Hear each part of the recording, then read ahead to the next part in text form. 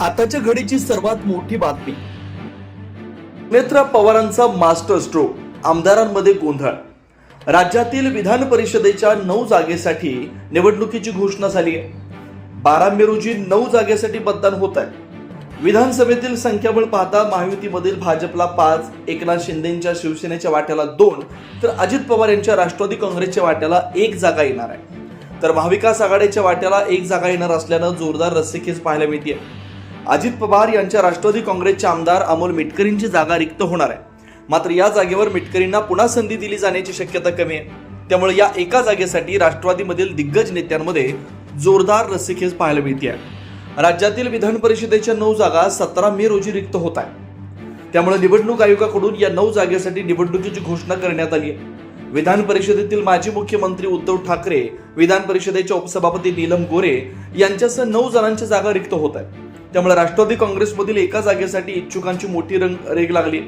अजित पवार यांच्या राष्ट्रवादी काँग्रेसचे आमदार अमोल मिटकरींची मुदत संपत असल्यानं त्यांची जागा रिक्त होतीये. मात्र या जागेवर मिटकरींना पुन्हा संधी दिली जाण्याची शक्यता कमी आहे. अजितदादांचे लाडके आमदार अशी त्यांची ओळख राहिली आहे. मात्र अजित पवार यांच्या निधनानंतर त्यांनी शरद पवार यांच्या राष्ट्रवादी काँग्रेसची मिळती जुळती भूमिका घेतली होती. त्यामुळे त्यांच्यावर काही वरिष्ठ नेत्यांची नाराजी आहे. त्यामुळे त्यांना संधी मिळण्याची शक्यता कमी आहे. दुसरीकडे या जागेसाठी राष्ट्रवादी काँग्रेसचे नेते उमेश पाटील यांचं नाव चर्चेत आहे. गेल्या निवडणुकीत ऐन शेवटच्या क्षणी संजय खोडके यांच्या नावाची घोषणा करण्यात आली होती. त्यामुळे त्यांची संधी हुकली होती. त्यामुळे त्यांचं नाव आघाडीवर आहे. त्यासोबतच माजी खासदार आनंद परांजपे यांच्या नावाची जोरदार चर्चा आहे. गेल्या काही दिवसापासून त्यांनी संघटनात्मक जबाबदारी सांभाळली आहे. त्याशिवाय पक्षाचे प्रवक्ते म्हणून प्रभावीपणे बाजू मांडतायत. त्यामुळे त्यांच्या नावाची जोरदार चर्चा आहे. त्याशिवाय मराठवाड्यातील धाराशिव जिल्ह्यातील नेते व अजितदादांचे निकटवर्तीय सुरेशदाजी बिराजदार यांचं नाव देखील चर्चेत आहे. 2 वर्षापूर्वी झालेल्या धाराशिव लोकसभा निवडणुकीवेळी त्यांना माघार घेत असताना विधान परिषदेवर येण्याचा शब्द अजितदादांनी दिला होता. त्यामुळे त्यांच्या नावाची चर्चाही सध्या जोरात सुरू आहे.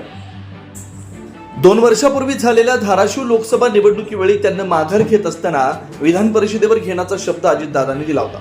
त्यामुळे त्यांच्या नावाची चर्चाही सध्या जोरात सुरू आहे. या चर्चेत असलेल्या 3 नावापैकी या पदावर कोणाची वर्णी लागणार याची चर्चा जोरात आहे. सुनेत्रा पवार यांनी उपमुख्यमंत्री पदाची शपथ घेतल्यानंतर पहिल्यांदाच विधान परिषदेची निवडणूक होती. त्यामुळे या जागेवर संधी देत असताना त्यांच्या नेतृत्वाची कसोटी लागणार आहे. सध्या पक्षाकडे विधान परिषदेच्या एका जागेसाठी नेत्यांची रांग लागली असली तरी त्यापैकी एकाची निवड करायची आहे.